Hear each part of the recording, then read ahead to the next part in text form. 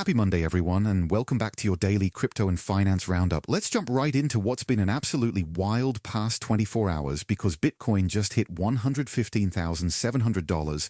And with that move, we saw $160 million worth of crypto shorts get liquidated in just 30 minutes, which is brutal if you were on the wrong side of that trade. Bitcoin is now up 1.5% for October, and Michael Saylor is out here hinting that he might be buying even more, because apparently the man just can't get enough. Over on the Ethereum side, things are looking pretty strong too, with the price hitting $4,200. And SharpLink Gaming just scooped up another 19,271 Ethereum worth $81 million, which shows you institutions are still stacking. Fidelity's tokenized money market fund on Ethereum just surpassed $230 million in assets under management. And Fundstrat's Tom Lee is out here saying Ethereum remains in a super cycle, so the bulls are definitely feeling confident right now. Rex Osprey's XRP ETF crossed $100 million in assets under management in under a month, which is impressive momentum. And the Solana co-founder stirred up some drama by saying the claim that Layer 2's inherit Ethereum security is erroneous, pointing out that 5 years into the Layer 2 roadmap, wormhole Ethereum on Solana has the same worst-case risks as Ethereum on Base, so clearly there's still debate about how all this scales.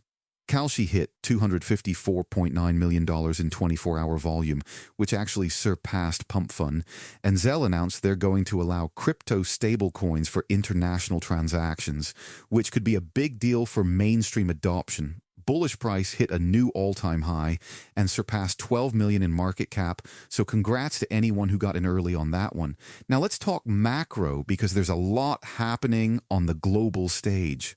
President Trump expressed his desire to meet North Korea's leader Kim Jong-Un, and the odds of that actually happening in 2025 jumped to 33% on prediction markets, so people think there's a real chance of some diplomacy.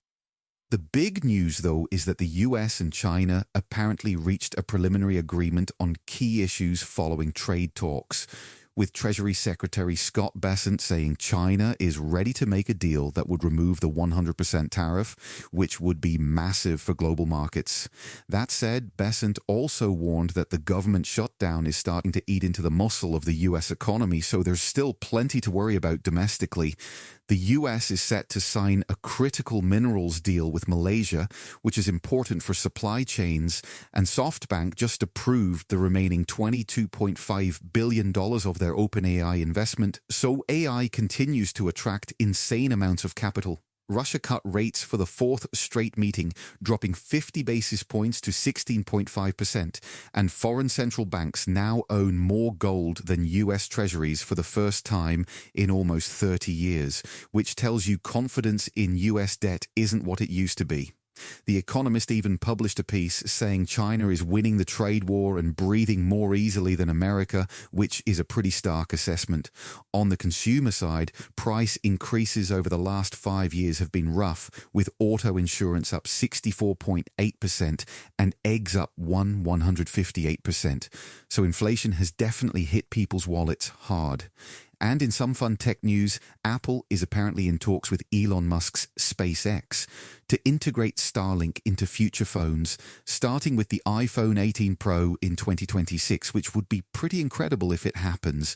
All in all, it's been a massive day with Bitcoin breaking new highs, Ethereum holding strong, and some potentially game-changing developments on the trade and geopolitical fronts.